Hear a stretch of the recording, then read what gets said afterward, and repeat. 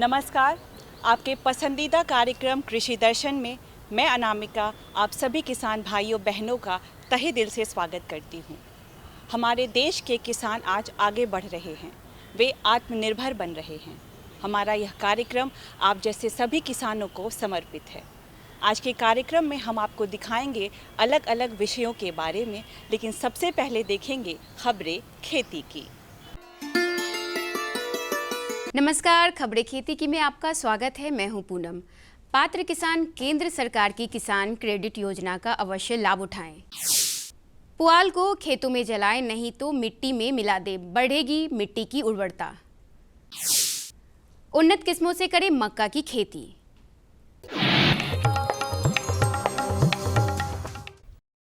किसानों, खासकर छोटे और सीमांत किसानों को कृषि कार्यों के लिए पैसों की ज़रूरत होती है और वे ऊंची ब्याज दर पर कर्ज लिया करते थे। लेकिन केंद्र सरकार की किसान क्रेडिट योजना के तहत किसानों को फसल के उत्पादन से संबंधित हर व्यवहार के लिए बेहद आसान ब्याज दर पर ऋण उपलब्ध कराया जा रहा है। बड़ी संख्या में पात्र किसान इस योजना का लाभ लेकर खेती को मुनाफे की खेती बना रहे हैं। संबंधित सभी आवेदन कर आप भी अगर योजना का पात्रता रखते हैं तो किसान क्रेडिट कार्ड योजना का लाभ ले सकते हैं। किसान भाइयों, फसल अवशेष या पराली या पुआल कूड़ा नहीं है, यह मिट्टी का गहना है।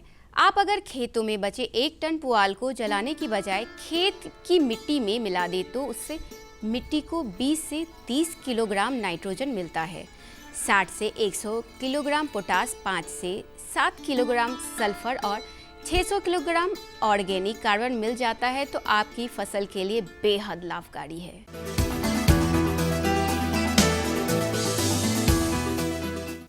खेती की खबरों में आगे बढ़ते हुए अब आपकी मुलाकात बेहटा प्रखंड के पैनल गांव के निवासी सर्वजीत कुमार से, जो परंपरागत खेती के साथ साथ व्यावसायिक कृषि करते हुए अच्छी आमदनी ले रहे हैं। कभी खेतों में सब्जियां उगाने वाले सर्वजीत ने गन्ने की खेती शुरू कर अपने गांव में एक अच्छे बदलाव की शुरुआत कर दी है। इनसे प्रेरित होकर इलाके के कई किसान धान गेहूं के साथ साथ गन्ने की खेती कर रहे हैं। सर्वजीत जागरूक किसान हैं, इसलिए प्रगति कर रहे हैं। सरकार की जलवायु अनुकूल खेती जैसी नीतियों से प्रभावित होकर सर्वजीत ने खेतों के किनारों एवं मेड़ों पर सागवान, शीशम जैसे कीमती पेड़ों को भी लगा रखा है, जो इनके भविष्य की पूंजी है।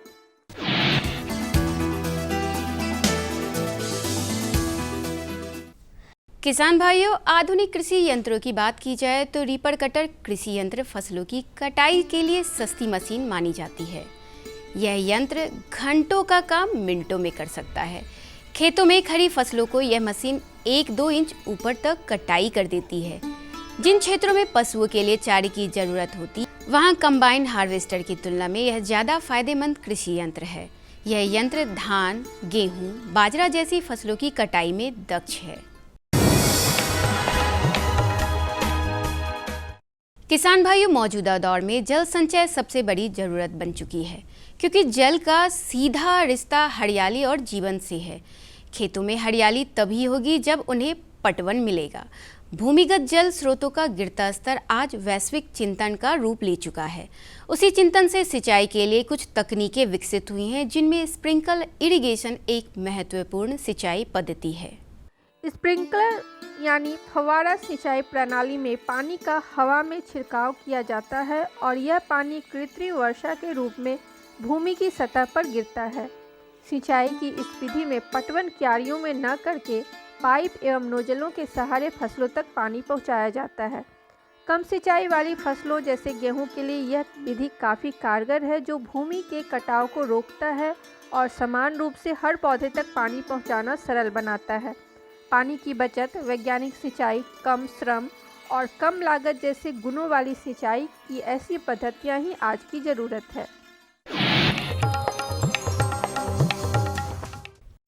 किसान भाइयों, धान के बाद खरीफ सीजन की प्रमुख फसलों में मक्का बेहद महत्वपूर्ण फसल है। मक्का की उपयोगिता को देखते हुए मक्का की कम पानी में अत्यधिक उत्पादन देने वाली किस्में विकसित की गई है। इन किस्मों की सबसे बड़ी विशेषता यह है कि इनमें कीट रोग कम लगते हैं। पूसा सुपर स्वीट कॉर्न 1 संकर, Pusa super sweet corn 2, Pusa HM4 improved संकर, पूसा HM8 इम्प्रूव्ड संकर आदि किस्मों के कृषि वैज्ञानिक आज के दौर में मक्का के उन्नत प्रभेद माने जाते हैं। इसलिए आप इन्हीं प्रभेदों से मक्का की खेती करें। आइए अब एक नज़र डालते हैं मंडी भाव पर। राजधानी सहित प्रदेश की विभिन्न मंडियों में आज सब्जियों के ताज़ा भाव इस प्रकार रहे। टमाटर 2500 से 3500 रुपये प्रति क्विंटल, फूल गोभी 1200 से 1600 रुपये सैकड़ा, पत्ता गोभी 2000 से 3000 रुपये सैकड़ा और प्याज 2500 से 2800 रुपये प्रति क्विंटल। चलते चलते किसान भाइयों, आप देखिए मौसम का मिजाज और मौसम के अनुकूल खेती कीजिए। मौसम साफ रहेगा। अधिकतम तापमान 26 डिग्री सेल्सियस और न्यूनतम तापमान 12 डिग्री सेल्सियस के आसपास रहने की संभावना है। किसान भाइयों को वर्तमान मौसम में रबी प्याज की रोपाई की सलाह दी जाती है। वहीं पशुपालक किसान भाई पशुओं में बाहरी परजीवियों को नियंत्रित करने के लिए उन्हें ब्यूटोकस दवा खिलाएं। सुबह शाम पशुओं के खाने में 1 चम्मच नमक का मिश्रण भी अवश्य दें।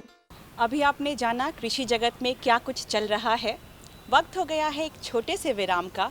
हम जल्द लौटेंगे, बने रहिए हमारे साथ। अरे भाई, सुना नहीं क्या? केसीसी ने किसानों का जिंदगी बदल दिया है। देश के छोटे किसान 1,60,000 रुपये तक का कर्ज बिना किसी गारंटी को ले पाएंगे। ब्याज खोरों से भी पीछा छूटा। मैं तो जैविक खेती का पूरा सामान मंगा लिया। केसीसी का भी कोई दबाव नहीं है।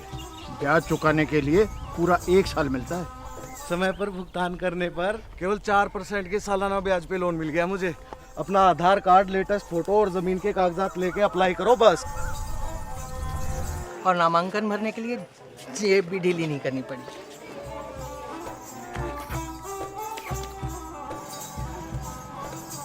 चाचा, उधार चुकाने के 24 घंटे के बाद उतने ही पैसे वापस निकाल सकते हैं। केसीसी ने किसानों की जिंदगी वाकई बदल दी है। तो आप भी किसान क्रेडिट कार्ड अपनाएं और सहजता से ऋण पाएं। अरे भाई रामेश्वर, क्या बात? बड़े परेशान दिख रहे हो। सोच रहा था कि अभी तो हाथ पांव चल रहे हैं तो खेती कर पा रहा हूँ, कल को जब इनमें ताकत नहीं रहेगी गुजारा कैसे होगा? पेंशन से। पेंशन? हाँ, और वो भी हम जैसे किसानों के लिए। अब हम जैसे छोटे किसान भी 60 साल के होने पर 3000 रुपए मासिक पेंशन पा सकते हैं। सच में? हाँ, चलो मैं तुम्हें दिखाता हूँ। 18 से 40 वर्ष की आयु के लघु और सीमांत किसान इस स्वैच्छिक और अंशदायी पेंशन योजना में 55 रुपए से 200 रुपए की मासिक किस्त देकर प्रवेश कर सकते हैं। भारत सरकार भी हर महीने किसान के बराबर किस्त का योगदान करेगी। कभी नहीं सोचा था कि हम जैसे किसानों की भी पेंशन का सपना कभी सच होगा। प्रधानमंत्री किसान मान धन योजना, अन्नदाता के परिश्रम को संबल, पेंशन से सुरक्षित उनका कर। नजदीकी जन सेवा केंद्र जाकर इस योजना से जुड़ें। हर जोखिम से निकल कर फसल आए, सुरक्षित हो जाए। फसल बीमा से हर किसान अब आत्मनिर्भर हो जाए। अब सूखा पड़े या बाढ़ आ जाए कोई डर नहीं। अब ओले पड़े या कीट पतंगे फसल खा जाए कोई फिक्र नहीं।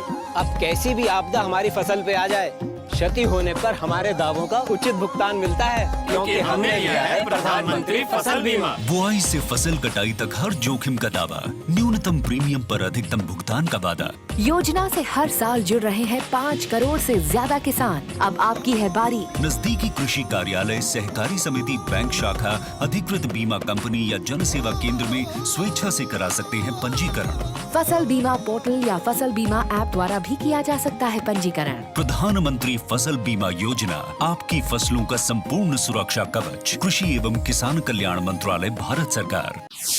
विराम के बाद आपका फिर से स्वागत है। आप देख रहे हैं कृषि दर्शन। यूँ तो हमारे प्रदेश के कई किसान भाई तरह तरह की सब्जियों की खेती करते हैं। आज हम बात करेंगे शिमला मिर्च की, जिसकी मांग बाज़ार में हमेशा बनी रहती है और जिसकी सफल खेती कर हमारे किसान काफ़ी मुनाफा भी कमाते हैं। आइए शिमला मिर्च की उत्पादन तकनीक के बारे में और जानकारी लेते हैं अपने विशेषज्ञ डॉक्टर स्वप्निल भारती से। किसान भाइयों बहनों नमस्कार, स्वागत है आप सभी का कार्यक्रम कृषि दर्शन में। आज के अंक में हम आपको बताएंगे कि शिमला मिर्च की खेती कैसे की जाती है। हमारे साथ मौजूद हैं कृषि विज्ञान केंद्र वैशाली की विषय वस्तु विशेषज्ञ उद्यान डॉक्टर स्वप्निल भारती जी। मैम बहुत बहुत स्वागत है आपका कृषि दर्शन में। धन्यवाद। मैम हमारे किसान भाइयों को बताएं कि किस तरह से शिमला मिर्च की खेती करनी चाहिए, कौन कौन से मिट्टी और किस तरह के जलवायु में इसकी खेती की जाती है। जी, बहुत अच्छा प्रश्न पूछा है आपने मनीष जी। किसान भाई, शिमला मिर्च की खेती करके आप बहुत अच्छी आमदनी कमा सकते हैं। शिमला मिर्च की खेती अगर आप करते हैं तो आपको 30 से 40 क्विंटल प्रति हेक्टेयर के दर से आपको उसमें आमदनी प्राप्त होती है। और जहाँ तक बात है हमारी जलवायु एवं वातावरण की, तो शिमला मिर्च की खेती जो है वो उष्णकटिबंधीय जलवायु में होती हैं। और इसके अलावा जो हमारा मिट्टी है वो बलुई दोमट एवं तथा दोमट मिट्टी में भी आप शिमला मिर्च की खेती कर सकते हैं जी, किंतु इसमें उचित जल प्रबंधन आपका होना चाहिए। मैम ये बताइए कि कृषि के लिए जब रोपण की जो तैयारी होती है वो किस समय और किस तरीके से करनी चाहिए शिमला मिर्च के लिए। जी। शिमला मिर्च की खेती हम साल में 3 बार कर सकते हैं किसान भाई, जो कि आपका एक होता है जून जुलाई के महीने में, फिर अगस्त सितंबर के महीने में एवं नवंबर से दिसंबर के माह में। इसके लिए आपको सबसे पूर्व जो बात का ध्यान रखना है वो है कि आपको नर्सरी तैयार करनी है शिमला मिर्च की। इसकी नर्सरी आप 2 तरीके से कर सकते हैं। एक होता है हमारा पोट्रे, जिसमें आप कोकोपीट का उपयोग करके आप उसमें नर्सरी तैयार कर सकते हैं, एवं इसके अलावा आप उच्च क्यारियाँ बना करके जो कि 1 से 1.5 मीटर चौड़ा एवं अपनी लंबाई आवश्यकता अनुसार हो जाएगी तथा ज़मीन से 30 सेंटीमीटर की ऊंचाई उसकी रहती है। उसमें आप कतार में हम शिमला मिर्च के बीज गिराते हैं। बीज गिराने से पूर्व आपको सबसे ज़रूरी बात जो याद रखनी है वह है बीज का उपचार करना, जिससे आपके जो पदगलन नामक एक बीमारी है हमारे नर्सरी में ही सबसे ज़्यादा वो लगने प्रकोप होने का संभावना सबसे अधिक होती है। तो उससे बचाव के लिए आपको बीज उपचार करना अति आवश्यक है। बीज उपचार के लिए आप कोई भी फफूंदनाशक जैसे कार्बेंडाजिम, कैप्टन, बावेस्टीन, थायरम 2 ml प्रति लीटर की मात्रा का घोल बना करके आप उसमें बीज को उपचारित कर सकते हैं। मैम पौध को तैयार होने में कितने समय लगते हैं ये बताएं। जी। पौध आपका जब आपने पौध लगा दी, जब आपने बीज नर्सरी में गिरा दिया है या फिर पोट्री में गिरा दिया है, उससे करीबन 25 से 30 दिन लगते हैं हमारे पौधों को तैयार होने में। जब पौधे हमारे 8 से 10 सेंटीमीटर जिसमें 2 से 3 पत्तियां दिखने लगती हैं, तब जाकर के पौध हमारे पूर्ण रूप से तैयार हो गए हैं। हम उसका स्थानांतरण कर सकते हैं अपने खेत में या फिर पॉली हाउस में, जहाँ भी आपको शिमला मिर्च की खेती करनी है। फसल को तैयार होने में मतलब फल लगने में और तुड़ाई के समय तक आने में कितने दिनों का समय लगता है, ये भी हमारे किसान। जी बिल्कुल मनीष जी। फसल को तैयार होने के लिए आपको कम से कम 2 महीने से 2.5 महीने, आप 90 से 120 दिनों में फसल की तुड़ाई कर सकते हैं। ये तुड़ाई जो है वो प्रजाति पर भी डिपेंड करता है थोड़ा बहुत। इसमें जो इंदिरा नाम की प्रजाति है वो बहुत ही अच्छी प्रजाति है। इसकी तुड़ाई आप 120 दिनों के अंदर कर सकते हैं और इसमें हर फल का वजन जो है आपको 150 से 160 ग्राम प्राप्त होता है। इसके अलावा जो अर्का गौरव, अर्का मोहिनी, कैलिफोर्निया वंडर नामक भी प्रजातियां हैं जो आपको 120 से 150 दिनों के अंदर फल देना शुरू हो जाते हैं। मैम जब रुपाई होती है उसके बाद फसल को तैयार होने के समय के बीच में क्या क्या खाद या उर्वरक प्रयोग किए जाने चाहिए ताकि उत्पादन अच्छी मिल सके। जी बिल्कुल। किसान भाई, सबसे पूर्ण जो आपको बात याद रखनी है वह यह है कि जब भी हम खेत की तैयारी करते हैं, जो खाद बाद में देने से पूर्व आपको जब खेत की तैयारी होती है उसी समय आपको खाद डालना बहुत आवश्यक है। इसके लिए आपको 10 टन प्रति एकड़ के हिसाब से आप सड़ी हुई गोबर की खाद अच्छे से मिट्टी में मिला दें। जब आप नर्सरी लगाते हैं उसी दौरान आप एक सड़ी हुई गोबर की खाद लेकर के आप मिट्टी में मिला दें, जो भी आपका खेत है, चाहे वो पॉली हाउस के अंदर संरक्षित खेती हो या फिर आप बाहर खेती करना चाहते हैं। इसके अलावा वो 1 महीने में 15 से 20 दिन में वो बहुत अच्छे से मिट्टी में मिल जाता है। आप मिट्टी में उसे अच्छे से मिक्स कर दें। इसके अलावा जब आपको पौधे का स्थानांतरण करना होता है उससे 1 से 2 दिन पूर्व आप NPK यानी नाइट्रोजन, पोटाश एवं फॉस्फोरस 60, 40 एवं 30 की मात्रा 30 kg प्रति एकड़ के दर से आप मिट्टी में मिला करके और अपनी आवश्यकता अनुसार बेड और जिसकी चौड़ाई आपको करीबन 1 मीटर रखनी है। 2 बेड के बीच का जो आपका दूरी रहेगा वो 30 से 30 सेंटीमीटर का होता है और ज़मीन से आपका प्रति बेड जो है, क्यारियाँ जो है आपकी वो 30 सेंटीमीटर ऊंची होती हैं और अपनी आवश्यकता अनुसार आप लंबी क्यारियों का निर्माण कर सकते हैं। इसके अलावा जो नाइट्रोजन है हमारा, उसे आपको 2 डोज में डालना होता है। एक आपने जब खेत तैयारी करते समय में डालेंगे और एक उससे 30 से 45 दिनों के अंतराल पर आप खेत में डालेंगे। ये गोबर की खाद जो आपने कही वो एक ही बार डालना है या उसको भी 2 बार रासायनिक? जी बिल्कुल। गोबर की खाद हम सिर्फ एक ही बार डालते हैं। इसका सबसे मुख्य कारण ये है कि जो सड़ी हुई गोबर की खाद, सिर्फ गोबर नहीं, सड़ी हुई गोबर की खाद जो कि 30 से 45 दिनों से तैयार हुआ होता है और ये इसका मिट्टी में ये काफ़ी समय लेता है मिक्स होने में। तो इसलिए हमारे किसान भाइयों से अनुरोध है कि आप गोबर की खाद रुपाई से 30 दिन पूर्व डालें ताकि वो मिट्टी में अच्छी तरह से घुल जाए। इसके अलावा आपको गोबर की खाद बाद में नहीं डालनी है। आप गोबर की खाद के बदले वर्मी कंपोस्ट, जिसको हम लोग केचुआ खाद बुलाते हैं, उसका उपयोग अवश्य कर सकते हैं। मैम, बहुत सारे कीट व्याधियों से भी किसान हमारे परेशान होते हैं, तो आप बताएं कि शिमला मिर्च के फसल में कौन कौन से कीटनाशकों का प्रयोग किया जाता है और कितने प्रकार की बीमारियां होती हैं दोनों? जी बिल्कुल।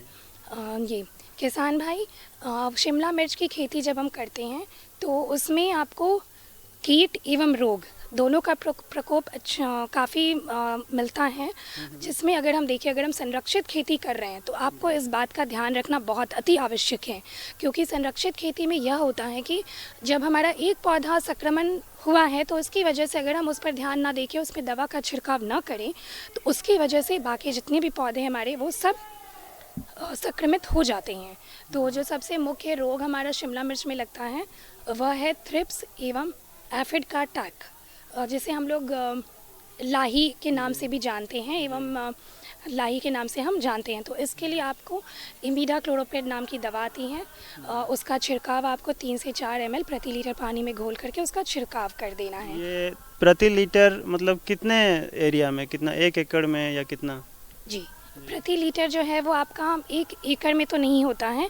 1 एकड़ के लिए तो आपको कम से कम 10 से 15 लीटर पानी की आवश्यकता पड़ जाएगी, तो उसी हिसाब से आप अपना घोल तैयार कर सकते हैं। इसके अतिरिक्त उसमें एक पाउडरी मिल्ड्यू जिसको हम बुलाते हैं, जिसमें आप उसे कैसे पहचान सकते हैं, आपके पत्तों के ऊपर या नीचे वाले हिस्से पे सफ़ेद रंग का एक परत जम जाता है और इससे क्या होता है कि पत्तों में जो फोटोसिंथेसिस, जो उनकी सांस लेने की या फिर जो खाना बनाने की जो प्रक्रिया होती है वो प्रभावित होती है। तो इस वजह से हम उसमें वेटेबल सल्फर नामक एक दवाई आती है जिसका 2 ग्राम प्रति लीटर पानी में मिला करके आप उसका छिड़काव कर सकते हैं। बहुत बहुत धन्यवाद, आपने इतनी अच्छी जानकारी दी हमारे किसान भाइयों को। अभी आपने शिमला मिर्च की खेती कैसे करें इसके बारे में जाना। आइए कार्यक्रम को आगे बढ़ाते हैं। ठंड का मौसम शुरू हो चुका है और हमारे वे किसान भाई जो बटेर पालन के व्यवसाय से जुड़े हुए हैं वो इस शीत ऋतु में कैसे बटेर प्रबंधन कर होने वाले नुकसान से बच सकते हैं, इस विषय पर और प्रकाश डाल रहे हैं हमारे विशेषज्ञ डॉक्टर अनूप कुमार सिंह। नमस्कार किसान भाइयों, स्वागत है आप सभी का कृषि दर्शन कार्यक्रम में। किसान भाइयों, जैसा कि आप सभी जानते हैं, हम आपको कृषि दर्शन कार्यक्रम में बेहतरीन जानकारियों से रूबरू करवाने के लिए हर समय तत्पर रहते हैं और आज इसी क्रम में आज हम मौजूद हैं हरिहरपुर वैशाली कृषि विज्ञान केंद्र में और आज हम आपको जानकारी देंगे बटेर पालन में क्या सावधानियां बरती जाए जिससे आपको ज़्यादा से ज़्यादा लाभ प्राप्त हो सके बटेर पालन में। और इस विषय पर विशेष जानकारी देने के लिए हमारे साथ मौजूद हैं डॉक्टर अनूप कुमार सिंह, जो विषय वस्तु विशेषज्ञ हैं कृषि विज्ञान केंद्र वैशाली में। सर, कृषि दर्शन कार्यक्रम में आपका बहुत बहुत स्वागत है।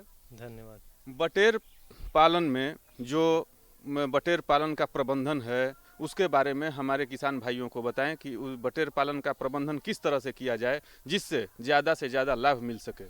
जी, एक्चुअली बटेर पालन एक अच्छा मुनाफे वाला व्यवसाय है और जैसा कि सभी लोग जानते हैं और ये अभी काफ़ी प्रचलन में चल रहा है।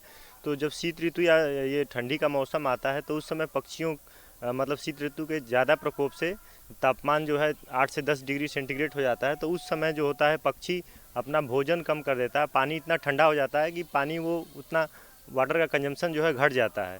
तो उसके साथ जो है अंडे के उत्पादन पे भी उसका प्रतिकूल प्रभाव पड़ता है और उसके साथ साथ जो है मांस का उत्पादन होता है वो कम हो जाता है। तो ये जो परिस्थितियां हैं इससे हमको उबरने के लिए या इसका जो है इसको किस तरह से जो है इसका प्रबंधन जो है हम कर सकते हैं, उसमें हमें क्या करना है कि एक तो जो पक्षी होता है वो भोजन कम कर देता है, तो जिससे कि हमें उसमें जो है एनर्जी कंसंट्रेशन को बढ़ाना है, जिसके लिए ऑयल और फैट का जो है वो इनकॉर्पोरेशन करते हैं। तो किसान बंधु क्या कर सकते हैं कि 2 से 3% जो है प्रति 100 किलो फीड पे लार्ड फैट या ऑयल का जो है सोयाबीन ऑयल या केनोला का ऑयल जो है वो फीड में डाल सकते हैं, जिससे कि उसकी जो है ऊर्जा की जो है वो क्षतिपूर्ति हो सके। दूसरी बात है कि जो खिड़की होती है जो उसमें हवा के लिए रोशनदान और खिड़कियां लगी होती हैं वो एक्चुअली में उसमें शटर होना चाहिए कि दिन के टाइम में खुला रहे और रात में उसको बंद कर सके। तो कुछ वास स्थान में भी बदलाव किए जा सकते हैं। तीसरा ये है कि आप जो है वो जो भी वाटर दें वो उसको थोड़ा गर्म करके पानी दें, क्योंकि ज़्यादातर आजकल क्या है कि ड्रिंकर्स का यूज होता है, तो उसमें अगर गर्म पानी देते हैं तो वो इलेक्ट्रिक से भी गर्म हो सकता है, इलेक्ट्रिसिटी से भी, और या गैस के यूज़ से भी उसको गर्म कर सकते हैं। सर, आमतौर पर सर हम ये देखते हैं कि जो हमारे किसान भाई हैं वो मुर्गी पालन को ज़्यादा प्राथमिकता देते हैं। तो ऐसे में मुर्गी पालन को से क्या मुर्गी पालन करने के जो किसान भाई हमारे करते हैं मुर्गी पालन, तो बटेर पालन वो क्यों करें और इसके क्या फ़ायदे हैं, इसके बारे में सर बताया जाए। जी, ऐसा है कि देखिए मुर्गी पालन में तो कई तरह के हो गया कि बतख पालन हो गया, चिकन मुर्गी पालन हो गया, लेकिन बटेर एक इसलिए नया है कि एक छोटा पक्षी है। इसका लगभग 200 ग्राम तक वजन बढ़ता है 45 दिन में। तो ये अंडा का उत्पादन भी इसमें जो है वो 280 से 300 होता है, जबकि कोई भी देसी मुर्गी या हाइब्रिड भी जो है वो 250 से ऊपर या 300 तक नहीं जा पाती है। तो इसके सापेक्ष में जो है वो बटेर अच्छा है। दूसरा इसमें इसका प्रतिरोधक क्षमता ज़्यादा है, इसमें कोई बीमारी जो है वो बहुत न के बराबर है। तो इसीलिए जो है इसमें टीकाकरण का जो है खर्चा बच जाता है और जो पक्षी है वो जो है वो कम खर्चे में ही सर्वाइव कर जाता है। तो इसीलिए ये जो है अच्छा एक मुनाफे का बिजनेस व्यवसाय है। जाड़े के मौसम में अगर हमारे किसान भाई बटेर पालन करना चाहें, जो शुरुआती तौर पे कर रहे हैं, उनका शुरुआत है, पहली बार कर रहे हैं, तो इस शीत ऋतु में बटेर पालन करने के उपरांत उनको क्या क्या सावधानियां बरतनी चाहिए जिससे उत्पादन अच्छा हो। जी, जैसा कि आपने बड़ा अच्छा प्रश्न पूछा है कि क्या क्या सावधानियां बरतनी चाहिए, तो उसमें यही है कि एक तो हमें वास स्थान में बदलाव के लिए सोचना चाहिए कि अगर ठंडी का मौसम है, अगर शीत ऋतु है, तो उसके लिए जो है शेड का जो निर्माण करें वो ईस्ट वेस्ट में करें कि जिससे सनलाइट जो है पूरब पश्चिम में रखें, मुख्य जो है उसका शेड का डायरेक्शन, जिससे थोड़ी धूप मिलती रहे दोपहर और शाम वाली। और इसके साथ साथ जो है उसके खान पान में भी बदलाव लाना है कि जैसे पहले बताया था मैंने कि उसमें जो है ऑयल और फैट का इनकॉर्पोरेशन करना है और उसके साथ साथ जो है पानी जो है गर्म करके देना है और उसके साथ जो है हमें कुछ ग्रोथ प्रमोटर्स को भी देना है जिससे कि उनका ग्रोथ बढ़ सके, जैसे ग्रोवीप्लेक्स वगैरह हो गया। तो आप जी सर, इसी सवाल पे हम आते हैं कि बटेर पालन में ग्रोथ के लिए, जैसे मुर्गी पालन में ग्रोथ के लिए लोग ज़्यादा ये देते हैं, अनाज वगैरह देते हैं जो मुर्गी पालन के लिए ज़रूरी है, तो बटेर पालन में कौन से ऐसे तत्व हैं, कौन से ऐसे उनके खाद्य पदार्थ हैं जो उनको दिया जाए जिससे ताकि ग्रोथ अच्छा हो सके। जी, एक तो लोकली अवेलेबल जो है ये अच्छा प्रश्न, लोकली अवेलेबल भी है, हम लोग एजोला फीड भी दे रहे हैं यहाँ पे अभी जो प्रचलन में है। उसके साथ साथ जैसे ग्रोवीप्लेक्स या अलग बहुत जो है विटामिन बी कॉम्प्लेक्स का सप्लीमेंटेशन आता है सिरप में, तो उसको भी करीब 8 से 10 ml जो है प्रति 100 पक्षी जो है आप पानी में उसको ड्रिंकिंग वाटर में घोल के दे सकते हैं। तो उससे जो है पक्षी का अच्छा विकास होगा, अंडा उत्पादन भी घटेगा नहीं और गर्मी में पशु जो है वो पक्षी जो है स्वस्थ रहेगा। जो हमारे किसान भाई पहली बार चूजा डाल रहे हैं, अभी तो जाड़े का मौसम शुरू हो चुका है और कोई बीमारी के प्रकोप से बचने के लिए चूजा डालने के उपरांत कि हमारे किसान भाई क्या कर सकते हैं?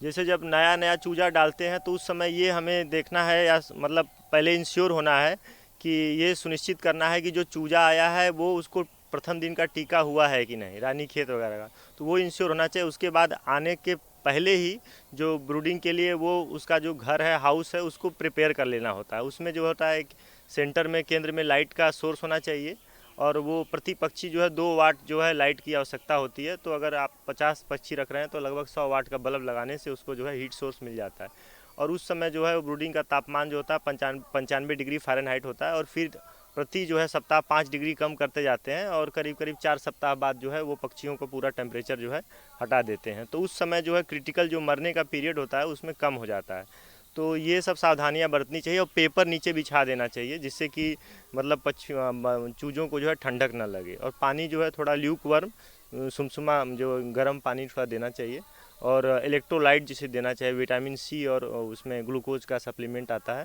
मार्केट में मिल जाता है इलेक्ट्रोलाइट। अगर नहीं है किसान भाई के पास तो वो ग्लूकॉन डी भी यूज़ कर सकते हैं उस समय, तो वो रख देते हैं छोटे छोटे कुछ लोग, तो उससे जो है चूजे जो है वो उसको वो देख लेते हैं। तो यही सावधानियां बरतनी चाहिए।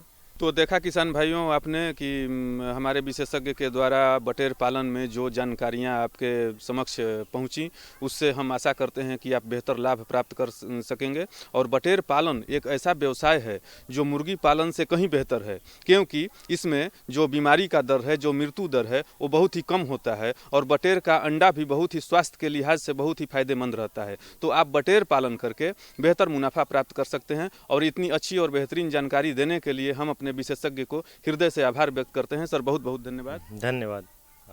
किसान भाइयों, उम्मीद है आज का यह अंक आप सभी को पसंद आया होगा। हमारे इस कार्यक्रम को आपका स्नेह यूं ही मिलता रहे, इसी कामना के साथ अब आपसे विदा लेते हैं। कल फिर आपसे मुलाकात होगी, तब तक के लिए मुझे और पूरे कृषि दर्शन परिवार को आज्ञा दीजिए। नमस्कार।